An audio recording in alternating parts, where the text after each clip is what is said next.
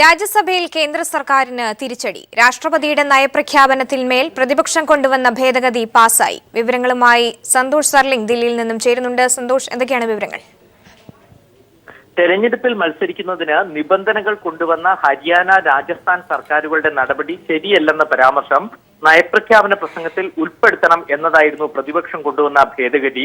കേന്ദ്ര സർക്കാർ ഈ ഭേദഗതിയെ ശക്തമായി തന്നെ രാജ്യസഭയിൽ എതിർത്തു. തുടർന്ന് ഭേദഗതി വോട്ടിനിട്ടു. സഭയിൽ ഉണ്ടായിരുന്ന 155 അംഗങ്ങളിൽ 94 പേർ ഭേദഗതിയെ അനുകൂലിച്ച് വോട്ട് ചെയ്തപ്പോൾ 61 വോട്ടുകൾ മാത്രമാണ് എതിർത്തുകൊണ്ട് ലഭിച്ചത്. ഇത് രണ്ടാം തവണയാണ് കേന്ദ്ര സർക്കാരിനെതിരെ രാഷ്ട്രപതിയുടെ നയപ്രഖ്യാപന പ്രസംഗത്തിൽ പ്രതിപക്ഷം കൊണ്ടുവന്ന ഭേദഗതി ഉൾപ്പെടുത്തുന്നത്. കഴിഞ്ഞ തവണ കള്ളപ്പണം സംബന്ധിച്ചുള്ള ഭേദഗതിയും ഉൾപ്പെടുത്തിയായിരുന്നു. ഇത്തവണ ഭേദഗതി വോട്ടിനിടുന്നതിന് ശക്തമായി തന്നെ ഭരണപക്ഷം എതിർത്തു. പ്രത്യേകിച്ച് മറ്റ് സംസ്ഥാന സർക്കാരുകളുമായുള്ള ഉൾപ്പെട്ട പ്രശ്നമായതിനാൽ സഭയിൽ ചർച്ചയ്ക്ക് എടുക്കരുതെന്നൊക്കെ പറഞ്ഞു നോക്കിയെങ്കിൽ പോലും ഇതിൽ പ്രതിപക്ഷം വഴങ്ങിയില്ല. ഇതേ തുടർന്നാണ് വോട്ടിനിടേണ്ട ഒരു സാഹചര്യം ഉണ്ടായത്.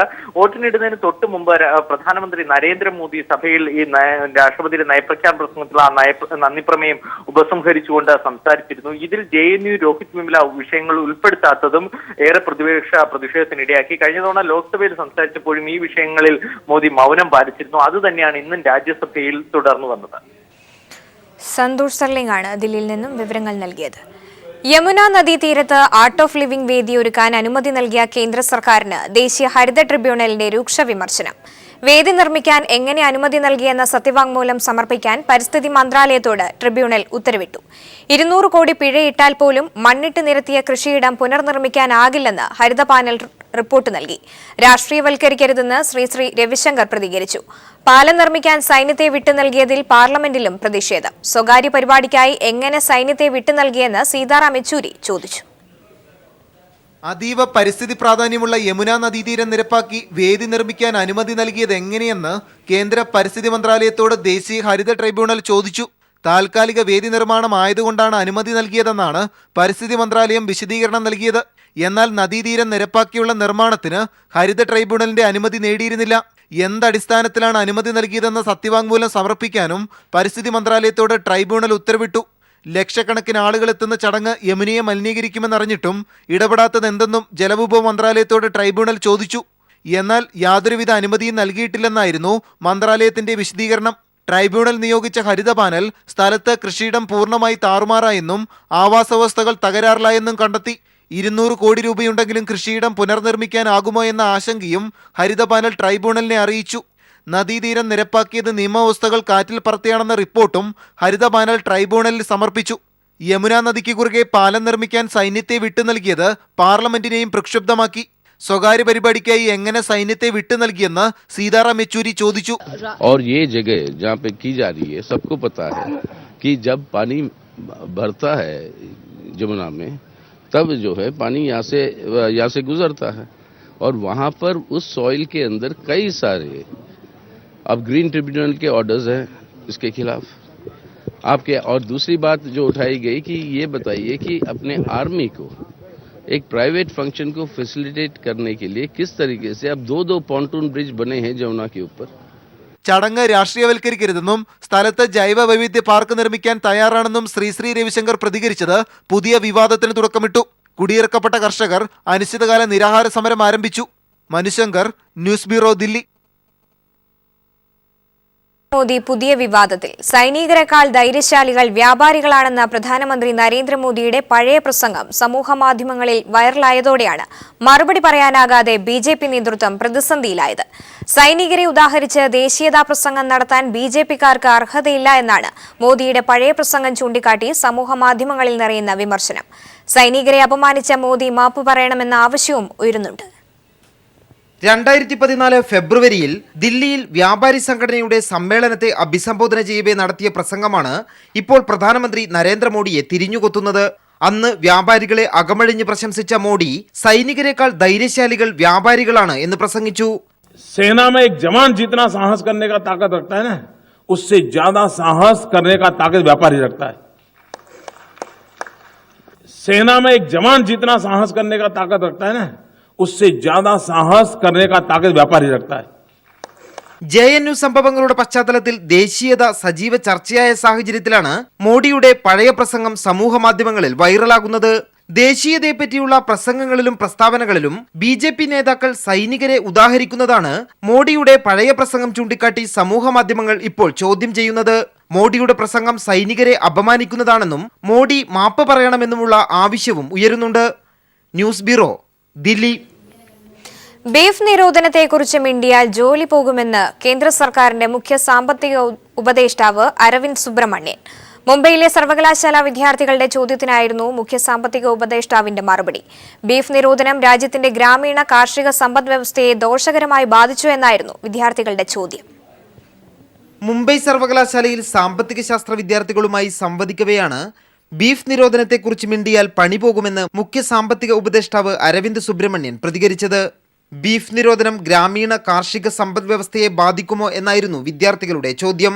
ഈ ചോദ്യം ചോദിച്ചതിന് നന്ദി പറയുന്നുവെന്നും എന്നാൽ ഉത്തരം നൽകിയാൽ എന്റെ ജോലി പോകുമെന്ന് നിങ്ങൾക്ക് അറിയാമല്ലോ എന്നായിരുന്നു മുഖ്യ സാമ്പത്തിക ഉപദേഷ്ടാവിന്റെ മറുപടി. കരഘോഷത്തോടെയാണ് വിദ്യാർത്ഥികൾ ഈ നിസ്സഹായ മറുപടി സ്വീകരിച്ചത്. രാജ്യത്ത് നിലനിൽക്കുന്ന അസഹിഷ്ണുതയ്ക്കെതിരെയും അരക്ഷിതാവസ്ഥയ്ക്കെതിരെയും നേരത്തെയും അരവിന്ദ് സുബ്രഹ്മണ്യൻ പരോക്ഷമായി പ്രതികരിച്ചിട്ടുണ്ട്. News bureau, Delhi. Kottarakkara police station ആക്രമിച്ച സംഭവത്തിൽ 3 RSSകാർ പിടിയിലായി. കോട്ടാത്തല സ്വദേശി ഹരിദാസൻ, എഴുകോൺ സ്വദേശി ശ്രീനിവാസൻ, വല്ലം സ്വദേശി വിഷ്ണു എന്നിവരാണ് പിടിയിലായത്. വിവരങ്ങളുമായി ഇപ്പോൾ രാജ്കുമാർ ചേരുന്നുണ്ട്. രാജ്കുമാർ, വിവരങ്ങൾ. നമ്മളാണ് ആദ്യം ഇവരുടെ ദൃശ്യങ്ങൾ സഹിതം ഈ വാർത്ത നൽകിയത്. ഇതിനെ തുടർന്ന് ഈ കേസ് ആദ്യം ഒതുക്കി തീർക്കാനായിരുന്നു പോലീസിന്റെ നീക്കം. ഉന്നതങ്ങളിലുള്ള സമ്മർദ്ദമായിരുന്നു ഇവിടുത്തെ ലോക്കൽ പോലീസിനെ ഇവരെ പിടികൂടിൽ നിന്ന് പിന്തിരിപ്പിച്ചത്. പിന്നീട് നമ്മുടെ വാർത്ത ദൃശ്യങ്ങൾ കേബിൾ TV പുറത്തുവിട്ടതോടെയാണ് ഇതിൽ യാതൊന്നും ചെയ്യാൻ കഴിയാതെ ഒടുവിൽ ഇവരെ പിടികൂടേണ്ട സാഹചര്യമുണ്ടായത്. ഇന്നലെ സോണൽ IG മനോജ് അബ്രഹാം സ്ഥലത്തെത്തിയിരുന്നു, കൊട്ടാരക്കര പോലീസ് സ്റ്റേഷനിൽ എത്തിയിരുന്നു. അവിടെ സ്ഥിതിഗതികൾ വിലയിരുത്തി പ്രത്യേക യോഗം ചേർന്നിരുന്നു. ഈ മുഴുവനും പ്രതികളെ ഇതിൽ ചിത്രത്തിൽ കാണുന്നതും ബന്ധപ്പെട്ട 50-ലധികം പ്രതികളുണ്ടെന്നാണ് ലഭിക്കുന്ന വിവരം. അതനുസരിച്ച് മുഴുവനും പ്രതികളെ പിടികൂടണമെന്ന് പോലീസ് ഇന്നലെ റൂറൽ പോലീസിന്റെ നേതൃത്വത്തിൽ IG-യുടെ നേതൃത്വത്തിൽ ചേർന്ന യോഗത്തിൽ തീരുമാനമായിരുന്നു. അതിന്റെ അടിസ്ഥാനത്തിലാണ് ഇന്ന് 3 പേരെ പിടികൂടിയിട്ടുള്ളത്. തുടർന്നുള്ള ദിവസങ്ങളിലും മുഴുവനും പ്രതികളെ പിടികൂടുമെന്നാണ് പോലീസ് പറയുന്നത്. എന്തായാലും ശരി തന്നെ ഇന്നലെ മാധ്യമപ്രവർത്തകരെ ഭീഷണിപ്പെടുത്തുന്ന സ്ഥിതിയിലേക്കും കാര്യങ്ങൾ പോയിരുന്നു. ഈ പോലീസ് പറയുന്നത് കളവാണ്, തങ്ങളാണ് ഇതിൽ യഥാർത്ഥമായ തങ്ങളുടെ ഭാഗത്താണ് നീതി എന്ന് ചൂണ്ടിക്കാട്ടി RSSും രംഗത്ത് വന്നിരുന്നു. എന്തായാലും ഈ പോലീസിന് നേരെ ഈ സമീപഭാവിയിലൊന്നും ഇല്ലാത്ത തരത്തിൽ പോലീസ് സ്റ്റേഷൻ ആക്രമണം എന്നുള്ളത് ഒരു പഴങ്കഥയായിരുന്നു. അതിപ്പോൾ വീണ്ടും RSSന്റെ നേതൃത്വത്തിൽ അത് പുനരാരംഭിച്ചതിന്റെ ഏറ്റവും ഒടുവിലത്തെ സംഭവമാണ് കൊട്ടാരക്കര പോലീസ് സ്റ്റേഷൻ ആക്രമണം. ത്തിലേക്ക് മധ്യരാജാവ് വിജയ് മല്യ രാജ്യം വിട്ടെന്ന് AG സുപ്രീം കോടതിയിൽ. വിജയ് മല്യ ലണ്ടനിൽ ഉള്ളതായും അറ്റോർണി ജനറൽ സുപ്രീം കോടതിയിൽ വ്യക്തമാക്കി. മെത്രാൻ കായലും കടമക്കുടിയിലെ വയലും നികത്താനുള്ള വിവാദ ഉത്തരവുകൾ സർക്കാർ പിൻവലിച്ചു. നിലവിലെ നിയമമനുസരിച്ച് 2ഇടത്തും അംഗീകരിച്ച പദ്ധതികൾ നടപ്പാക്കാനാവില്ലെന്ന് മുഖ്യമന്ത്രി സമ്മതിച്ചു. തെരഞ്ഞെടുപ്പിന്റെ പശ്ചാത്തലത്തിൽ വിവാദങ്ങൾ ഒഴിവാക്കാനാണ് ഉത്തരവ് പിൻവലിക്കുന്നതെന്നും അദ്ദേഹം വ്യക്തമാക്കി. തെറ്റ് ചെയ്തു എന്ന ബോധ്യമില്ലെന്നും മുഖ്യമന്ത്രി പറഞ്ഞു. നെൽവയൽ തണ്ണീർത്തട സംരക്ഷണ നിയമം 2008 അതിനകത്ത് വ്യക്തമായ വ്യവസ്ഥകളുണ്ട്. അതുപോലെ തന്നെ പാരിസ്ഥിതിക അനുമതി, അതും നെൽവയലിൻ്റെ കാര്യത്തിലും തണ്ണീർത്തടത്തിൻ്റെ കാര്യത്തിലും വ്യക്തമായിട്ടുണ്ട്. ഈ 2 വ്യവസ്ഥയ്ക്കും വിധേയമായി എന്ന് പറഞ്ഞാൽ ഇതിലെ വ്യവസ്ഥകൾ പാലിച്ച് മാത്രമേ ഏതെങ്കിലും ഒരു നടപടിയുമായി മുമ്പോട്ട് പോകാൻ സാധിക്കൂ. എങ്കിലും ഇങ്ങനൊരു വിവാദമൊക്കെ വന്നു, പ്രത്യേകിച്ച് ഒരു തെരഞ്ഞെടുപ്പിലേക്ക് പോകുന്ന സമയത്ത് അതിനെ സംബന്ധിച്ചിടത്തോളം ഒരു വിവാദമാക്കാൻ ആഗ്രഹിക്കുന്നില്ല. ഈ നിയമങ്ങളെല്ലാം അതേപടി നടപ്പാക്കിയാൽ മെത്രാൻ കായൽ പദ്ധതി നടപ്പാക്കാൻ വലിയ ബുദ്ധിമുട്ടാണ്. എതിർപ്പുണ്ടോ? ഇതാ മാറ്റിയിരിക്കുന്നു. ഇന്ന് ചേർന്ന മന്ത്രിസഭാ യോഗമാണ് വിവാദ ഉത്തരവുകൾ പിൻവലിക്കാൻ തീരുമാനിച്ചത്. മെത്രാൻ കായലിൽ 378 ഏക്കറും കടമക്കുടിയിൽ 47 ഏക്കറും നികത്തി ടൂറിസം പദ്ധതിക്കും മൾട്ടി സ്പെഷ്യാലിറ്റി ആശുപത്രിക്കുമാണ് സർക്കാർ അംഗീകാരം നൽകിയിരുന്നത്. നെൽവയൽ തണ്ണീർത്തട സംരക്ഷണ നിയമം 2008 അനുസരിച്ച് പദ്ധതികൾ നടപ്പാക്കാൻ കഴിയില്ലെന്ന് മുഖ്യമന്ത്രി തന്നെ പറയുന്നു. ഇക്കാര്യം കണക്കിലെടുക്കാതെ നിലം നികത്താൻ മന്ത്രിസഭ എന്തിന് അംഗീകാരം നൽകിയത് എന്ന ചോദ്യം അവശേഷിക്കുകയാണ്. റക്കിൻഡോ ഡെവലപ്പേഴ്സ് ലിമിറ്റഡിന് നിലം നികത്താൻ അനുമതി നൽകിയത് വൻ വിവാദമാവുകയും തൽസ്ഥിതി തുടരാൻ ഹൈക്കോടതി ഉത്തരവിടുകയും ചെയ്തത് സർക്കാരിന് വൻ തിരിച്ചടിയാവുകയും ചെയ്തിരുന്നു. News bureau, Thiruvananthapuram.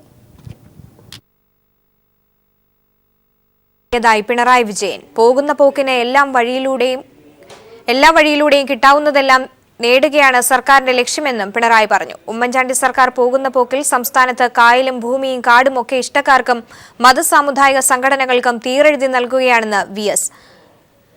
ഉത്തരവ് പിൻവലിച്ചത് ഉചിതമായ തീരുമാനമെന്ന് VM സുധീരൻ. വിവാദമായ തീരുമാനമെടുക്കാതെ UDFനെ മുന്നോട്ട് കൊണ്ടുപോകാൻ സർക്കാർ ശ്രദ്ധിക്കണമെന്നും സുധീരൻ പറഞ്ഞു. അപ്പോൾ തങ്ങൾക്ക് എന്താണ് വരാൻ പോകുന്നത് എന്നതിനെക്കുറിച്ച് നല്ല ബോധ്യമുള്ള മുഖ്യമന്ത്രിയും മന്ത്രിമാരും ഒരു കൊള്ളസംഘമായി മാറിയ അവസ്ഥയാണ് കേരളത്തിലുള്ളത്. അതിൻ്റെ ഭാഗമായാണ് എല്ലാ വഴിയിലും കൂടെ കിട്ടാവുന്നതെല്ലാം സമ്പാദിക്കുക എന്ന നിലപാട് വന്നു ചേർന്നിട്ടുള്ളത്. അതുകൊണ്ടാണ് നിയമവിരുദ്ധമായ ഒട്ടേറെ കാര്യങ്ങൾ ഇവിടെ സംഭവിച്ചിരിക്കുന്നത്. കോടതിക്ക് പോലും ഇതിലിടപെടേണ്ടി വന്നിരിക്കുന്നു. അപ്പോൾ ഉദ്യോഗസ്ഥ വൃന്ദത്തോട് പൊതുവിൽ അഭ്യർത്ഥിക്കാനുള്ളത് തെറ്റായ കാര്യങ്ങൾക്ക് കൂട്ടുനിൽക്കാതിരിക്കണം. ഇനി ഒരിക്കലും കേരളത്തെ കൊള്ളയടിക്കാൻ അവസരം കിട്ടില്ല എന്ന് ബോധ്യപ്പെട്ട ഉമ്മൻചാണ്ടിയും കൂട്ടരും അവസാനത്തെ പോക്കിൽ കടും വെട്ടുവെട്ടുന്ന രീതിയിലാണ് കേരളത്തിൻ്റെ കണ്ണായ പല പ്രദേശങ്ങളും എല്ലാ നിയമങ്ങളും ലംഘിച്ചുകൊണ്ട് ഇഷ്ടക്കാർക്ക് പതിച്ചു നൽകി കേരളത്തിൻ്റെ തല തന്നെ വെട്ടി ഇരിക്കുന്നത്. ഇവിടെയാകട്ടെ സമ്പന്നന്മാരും വലിയ ആസ്തിയുള്ളവരുമായ ആളുകൾക്കും സംഘടനകൾക്കുമാണ് ഭൂമി അനധികൃതമായി നൽകിയിരിക്കുന്നത്. പിൻവലിക്കാനുള്ള ആ ഒരു നടപടി ഏറ്റവും ഉചിതമായി ഏത് തീരുമാനമെടുക്കുമ്പോഴും അത് കുറേ കൂടി ജാഗ്രതയോടുകൂടി സൂക്ഷ്മതയോടുകൂടി വിവാദപരമായ തലങ്ങളിലേക്ക് പോകാതിരിക്കത്തക്ക രീതിയിൽ മുന്നോട്ട് കൊണ്ടുപോകുന്നതിന് പ്രത്യേകമായി ഗവൺമെൻറ് ശ്രദ്ധിക്കും എന്ന കാര്യത്തിൽ എനിക്ക് യാതൊരു സംശയമില്ല. അങ്ങനെ വരരുത് എന്നുള്ളത് കൊണ്ടാണല്ലോ KPCC ഇടപെട്ടത്. തൊട്ടുമുൻപ് SNDPക്ക് റവന്യൂ മന്ത്രി അടൂർ പ്രകാശിന്റെ മണ്ഡലത്തിൽ സർക്കാർ ഭൂമി സൗജന്യമായി പതിച്ചു നൽകി. ക്രിസ്ത്യൻ സഭകൾക്കും NSSനും ഉൾപ്പെടെ 18 ഏക്കർ 58 സെന്റാണ് പതിച്ചു നൽകിയത്. ഭൂമി പതിച്ചു കൊടുത്തു. കഴിഞ്ഞ വെള്ളിയാഴ്ച ഇറക്കിയ ഉത്തരവുകളുടെ പകർപ്പ് പീപ്പിളിന് ലഭിച്ചു. SNDPയോടും വെള്ളാപ്പള്ളിയോടും ഒരു തെരഞ്ഞെടുപ്പ് ധാരണയുമില്ലെന്നാണ് KPCCയുടെ പരസ്യ നിലപാട്. എന്നാൽ വസ്തുതകൾ അങ്ങനെയല്ല. കോന്നിയിൽ റവന്യൂ മന്ത്രിയുടെ മണ്ഡലത്തിൽ 2 SNDP ശാഖകൾക്കായി 1 ഏക്കറിലധികം ഭൂമി കഴിഞ്ഞ വെള്ളിയാഴ്ച പതിച്ചു നൽകി. 1421 നമ്പർ ശാഖയ്ക്ക് 1 ഏക്കർ 1 സെന്റും 1182 നമ്പർ ശാഖയ്ക്ക് 4.5 സെന്റും സർക്കാർ ഭൂമിയാണ് സൗജന്യമായി പതിച്ചു നൽകിയത്. മറ്റ് സമുദായ സംഘടനകൾക്കും വ്യാപകമായി ഭൂമി പതിച്ചു നൽകി.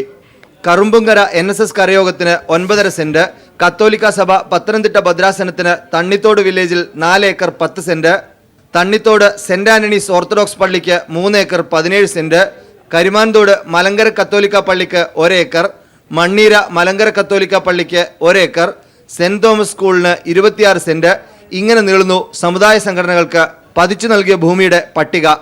ഭൂപതിവ് ചട്ടങ്ങളിലെ 24-ാം ചട്ടം നൽകുന്ന പ്രത്യേക അധികാരം ഉപയോഗിച്ചാണ് ഭൂമി നൽകിയതെന്നാണ് വിശദീകരണം.